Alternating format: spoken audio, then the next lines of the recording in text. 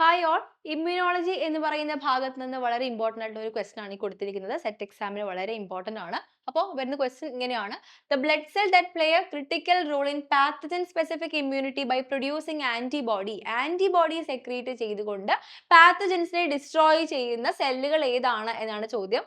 ഓപ്ഷനിൽ T lymphocytes, thrombocytes, B lymphocytes, eosinophils എന്ന് കൊടുത്തിട്ടുണ്ട്. അപ്പോൾ എന്താണ് ആന്റിബോഡി സെക്രീറ്റ് ചെയ്യുമെന്ന് പറയുമ്പോൾ തന്നെ നമുക്ക് മനസ്സിലാവുന്നുണ്ട് അത് ബി ലിംഫോസൈറ്റുകളാണ്. ബി ലിംഫോസൈറ്റുകൾ ഡിഫറൻഷിയേറ്റ് ചെയ്ത് പ്ലാസ്മ സെല്ലുകളായി മാറി പ്ലാസ്മ സെല്ലുകളാണ് ആന്റിബോഡി സെക്രീറ്റ് ചെയ്യുന്നത്. ആ ആന്റിബോഡിയാണ് ചെന്നിട്ട് ഈ പറയുന്ന പാത്തജൻസിനെ അറ്റാക്ക് ചെയ്യുന്നത്.